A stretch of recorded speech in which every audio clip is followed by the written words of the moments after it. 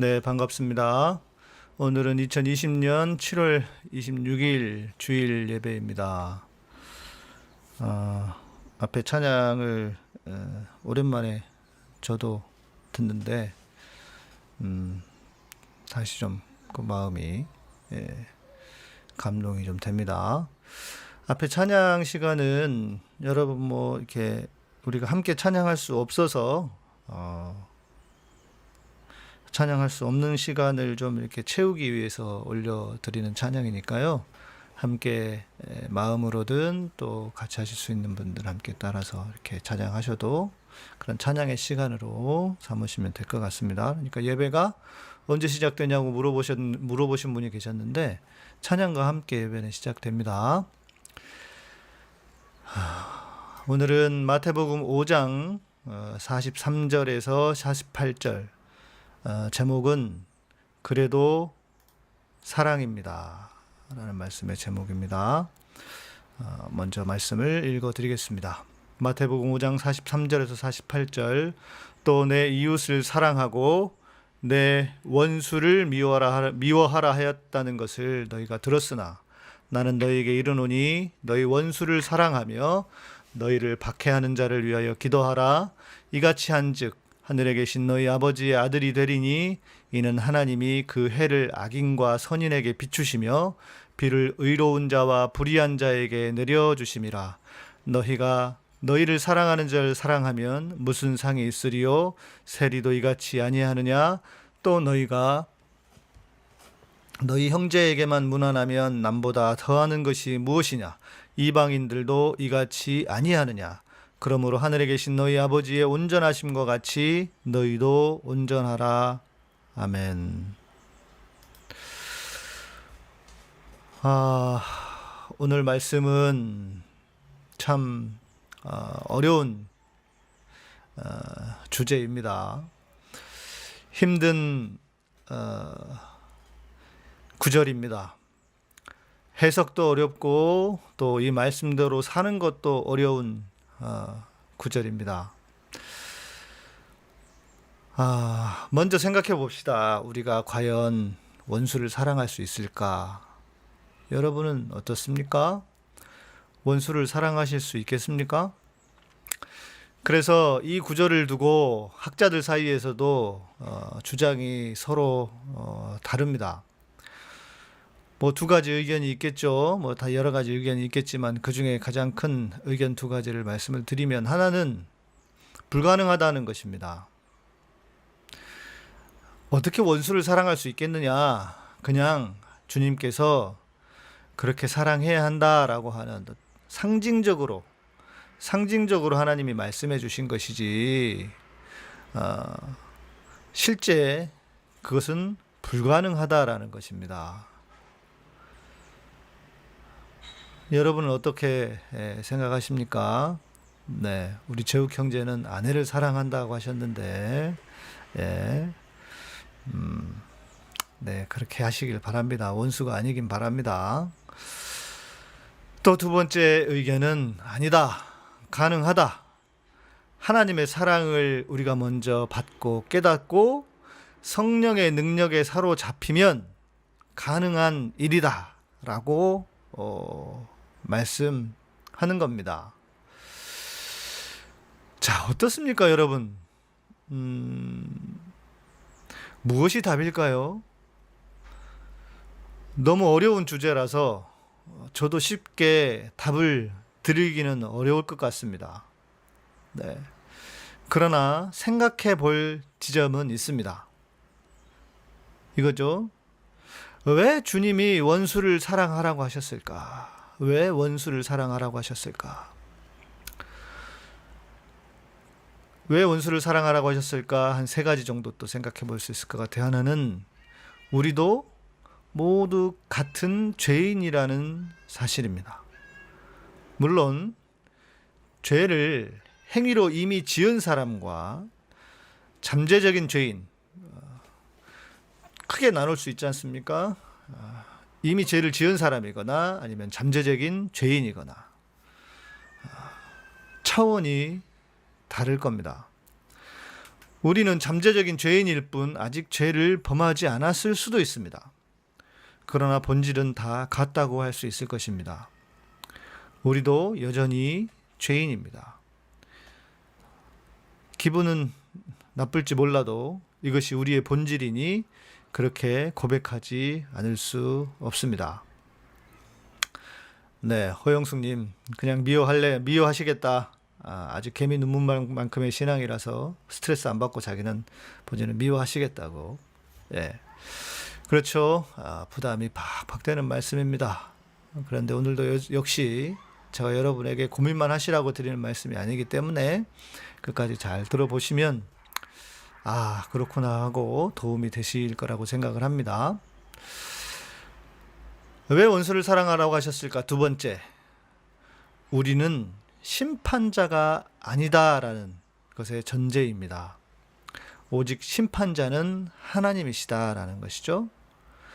같은 맥락에서 첫 번째 위와 같은 맥락에서 우리는 심판자가 아니다라고 할 수 있을 겁니다. 오직 심판하실 분은 하나님이십니다. 우리는 다 같은 하나님의 피조물로서 하나님의 자리에 앉을 수는 없다는 것입니다. 원수를 사랑해야 하는 세 번째 이유입니다. 사랑만이 사람을 바꿀 수 있기 때문입니다. 세상은 사람을 변화시키기 위해 감옥에 가둡니다. 교도소는 사람을 교화시키는 목적이 있습니다. 그래서 사람을 가두어서 그들을 교화시키기 위해 만들어 놓은 것이 교도소입니다. 그러나 신앙 안에서 사람을 변화시키는 방법은 사랑입니다. 사랑만이 우리를 변화시킵니다.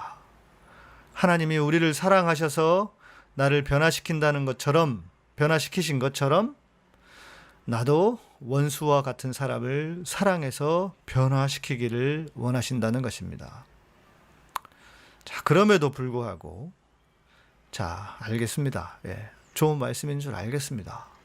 그러나 여전히 이거는 쉬운 말씀이 아니라는 것입니다. 어떻게 원수를 사랑한다는 말씀입니까? 더더욱 오늘 본문을 좀 들여다보면 그렇습니다. 우리에게 엄청난 부담을 줍니다. 이 단계별로 더 어려운 것을 계속 우리에게 요구하십니다. 43절 말씀 먼저 봅시다. 또 내 이웃을 사랑하고 내 원수를 미워하라 하였다는 것을 너희가 들었으나. 이것은 어디에 있는 말씀일까요? 구약의 이야기죠. 구약에서는 이웃을 사랑하고 원수는 미워하라 했습니다. 그러나 이것이 신약으로 넘어오더니 원수를 사랑하라라고 바뀌어버렸습니다. 이웃만 사랑해도 된다고 하셨던 하나님께서 이제 원수까지 사랑하라고 합니다. 그리고 거기에 더 나아가 박해하는 자를 위해 기도하라라고 합니다. 물론 이 마태복음의 말씀은 그 당시의 상황, 마태복음이 쓰여져 있던 시대를 보면은 로마가 기독교를 박해했던 시기이기 때문에 그런 배경 속에서 주시는 말씀일 수도 있습니다. 그래서 박해하는 자까지 포함을 한 것이죠. 그래서 박해하는 자를 위해서 기도하라고 합니다. 어떻습니까, 여러분? 가능하겠습니까? 45절에는 이렇게 또 말합니다. 이같이 한즉 하늘에 계신 너희 아버지의 아들이 되리니 이는 하나님이 그 해를 악인과 선인에게 비춰주시며 비를 의로운 자와 불의한 자에게 내려주심이라.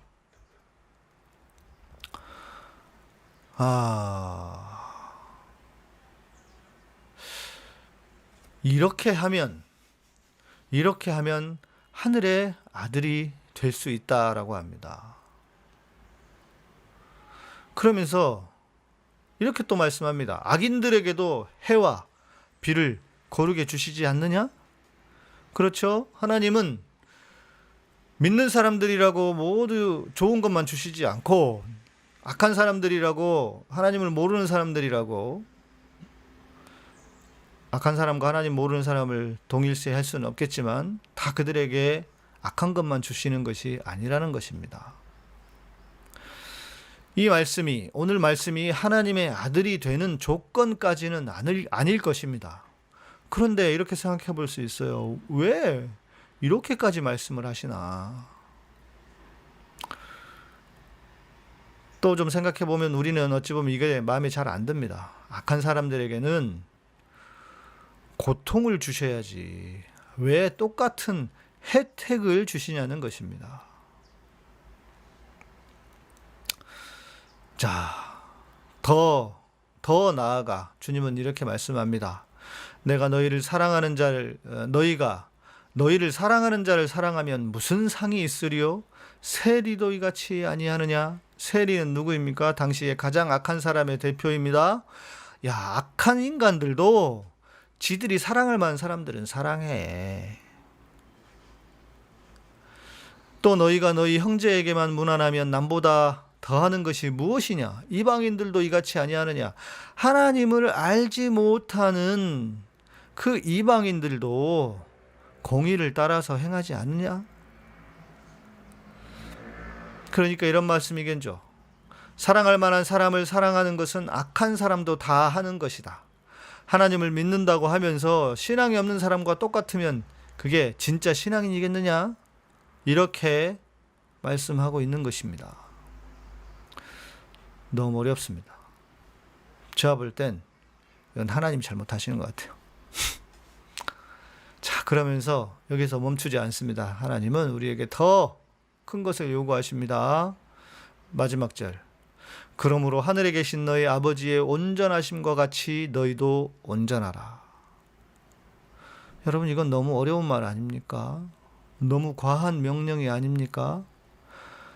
말씀의 맥락에서 보면 원수를 사랑해야만 너희가 온전해진다라는 것입니다. 원수를 사랑해서 온전해지라. 와, 이것은 너무 어려운 말씀입니다. 어떻습니까? 여러분, 해볼 만하십니까? 저는 어렵습니다. 너무 어려운 말씀 같아요. 자, 그럼 우리는 어떻게 해야 될까요? 우리는 하나님의 말씀이고 명령이기 때문에 사랑해야 합니다. 그래도 사랑입니다. 그럼에도 우리는 사랑해야 합니다. 맞습니다. 그러나 반드시 우리가 그 사랑에 있어서 유의해야 할 것이 있다는 것입니다. 제가 실은 오늘은 이 말씀을 드리고 싶어서 이 말씀을 준비를 했습니다. 자, 여러분을 조금이라도 자유하게 해드릴 수 있는 말씀이 될 것입니다. 첫 번째는 그 원수와 내가 사랑해야 할 대상이 사랑을 받을 준비가 되어 있는지를 점검하셔야 합니다. 그러니까 나의 사랑을 받을 준비가 되어 있지 않은 원수는 피해야 합니다.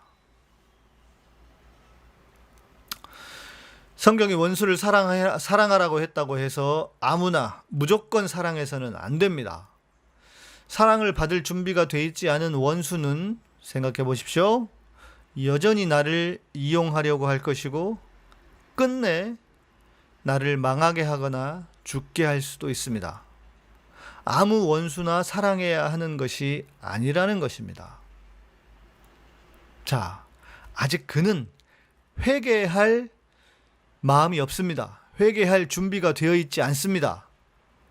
그런 사람까지 하나님이 무턱대고 가서 사랑해 하면서 사기당하고 또 사기당하고 때리면 또 맞고 나라고 하는 내 존재를 상하면서까지 하나님은 그 사람을, 그 원수를 사랑하라고 말하는 것이 아닙니다. 그가 회개할 준비가 되어 있을 때, 그가 용서받을 준비가 되어 있을 때에 비로소 그 원수를 사랑할 수 있다는 것입니다. 내가 굳이 나서서 당신을 사랑합니다, 당신을 용서합니다 라고 준비도 되지 않은 사람에게 가서 말했다가는 어떻게 되겠습니까? 바보가 될 뿐만 아니라 또 당합니다. 두 번째는 나의 사랑의 크기를 재보아야 합니다. 제가 늘 드리는 말씀 아닙니까? 원수든 이웃이든 사랑하라 라는 말씀을 전할 때마다 여러분에게 드리는 말씀입니다. 나의 사랑의 크기를 알아야 한다는 것입니다. 그것을 모른다면 큰 실수를 하고 맙니다. 우리는 모두가 손양한 목사님이 될 수 없습니다. 내 용서의 질량, 내 사랑의 크기를 재보지 않은 채로 누군가를 사랑하겠다고 덤볐다가는 다 나자빠지고 맙니다. 그렇죠? 예. 우리 푸른바다님께서 영화 밀양을 말씀하시는데 그렇지 않습니까? 그것도 그 보여주는 하나의 모습이기도 합니다.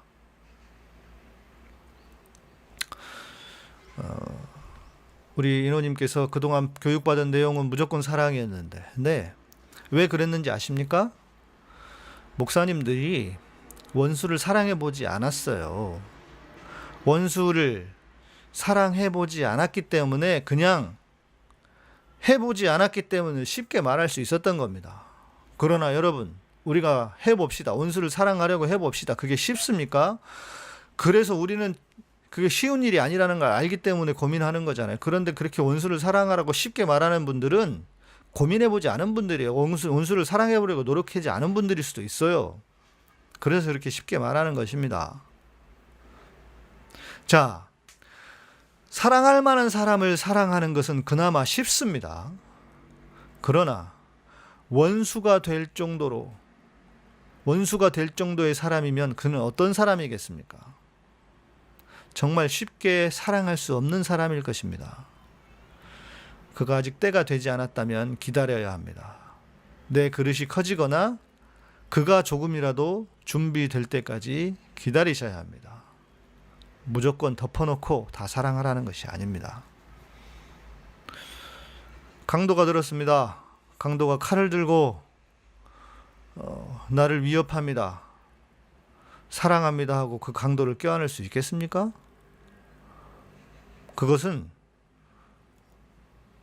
어디 좀 모자라거나 바보이거나 이상한 사람만이 할 수 있는 겁니다. 자, 그리고 중요한 세 번째입니다. 어떤 사랑인가? 우리는 그냥 인정해 주는 것도 사랑일 수 있다는 것입니다. 내게 철천지 원수 같은 사람, 내 삶을 다 송두리째 빼앗아간 듯한 사람, 생각만 해도 분노가 일어나는 사람, 미워하지 않고 그냥 그 존재 자체를 인정하는 것입니다. 그것도 사랑일 수 있습니다. 네, 우리 화영자매님이 중요한 말씀을 해주셨는데, 거룩한 것을 개에게 주지 말며 돼지 앞에 진주를 던지지 말라, 이런 말씀도 있습니다. 왜? 그것으로 너희를 다시 상하게 할까 염려한다고 주님이 말씀하셨습니다. 그러니까 우리는 성경을 볼 때 원수를 사랑하라 이 말씀만 보면 안 되는 겁니다. 이미 성경의 다른 곳에서 거룩한 것을 개에게 주지 말며 돼지 앞에 진주를 던지지 말라라고 하시는 그 말씀도 있었습니다. 왜? 그것으로 너희가 오히려 더 상하게 될 수도 있으니까. 그러니까 성경을 볼 때는 한 곳만 보면 안 된다는 것입니다. 우리 주사랑님이 내 자식 괴롭힌 것 용서하려다가 정말 나자빠졌다. 네, 그러게 말입니다. 자, 그래서 우리가 어떻게 사랑할 것인가? 세 번째 말씀드리고 있습니다. 그냥 미워하지 않고 그 존재 자체를 인정하라는 것. 그래, 그 사람이 그럴 수 있겠다. 준비되지 않은 사람에게 굳이 용서와 사랑을 그 사람에게 말하지 않고 내 속으로만, 그래, 그 인간이라면 그럴 수 있었겠다라고 그냥 이해해버리는 것, 이해해버리고 넘어가는 것, 그런 것도 소극적인 사랑이 될 수 있다는 것입니다. 그 사람은 왜 그랬을까? 여러분 생각해 보신 적 있습니까? 그 사람은 왜 그랬을까요? 여러분에게 아픔과 상처를 주고 고통을 주었던 사람은 왜 그랬을까? 원수와 같은 짓을 했던 사람은 왜 그랬을까? 그도 아픔과 상처가 있어서 그런 짓을 한 것입니다. 자기는 행복하게 살 수 있겠습니까? 남을 사기치고 남에게 고통을 주고 행복한 척 보이는 것이지 더 깊은 마음 속에서는 엄청난 갈등과 괴로움 속에 살아가는지도 모릅니다. 물론 양심의 화인을 맞아 전혀 그렇지 않은 사람이 있을 수도 있습니다. 자, 우리 매니저님이 말씀을 올려주셨습니다. 거룩한 것을 개에게 주지 말며 너희 진주를 돼지 앞에 던지지 말라. 그들이 그것을 발로 밟고 돌이켜 너희를 찢어 상하게 할까 염려하노라. 자, 거룩한 것을 개에게 주었어요. 그랬더니 어떻게 돼요? 그 개가 또 진주 앞에 돼지를 던졌어요. 그랬더니 어떻게 해요? 그 개와 돼지가 오히려 우리를 찢어 상하게 할까 염려한다. 아무에게나 해서는 안 된다는 것입니다. 개와 돼지에게는 해서는 아니 되는 것입니다.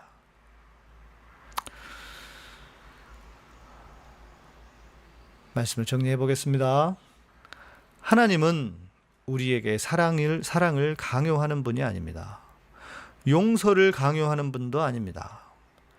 하나님에게는 원수보다 내가 더 중요합니다. 악한 사람보다 당한 사람이 더 중요합니다. 내가 마음의 여유가 생길 때까지 기다리시는 분이십니다. 죽을 때까지 용서를 못하겠다? 우리 이런 말 자주 하죠? 아직 죽을 때가 되지 않았을 것이니까 그런 말도 할 필요가 없습니다. 또 정말 죽을 때까지 용서가 안 돼도 괜찮습니다. 죽으면 우리는 다 완전해집니다. 그때라도 우리는 용서할 수 있고 사랑할 수 있게 됩니다. 어떻습니까, 여러분?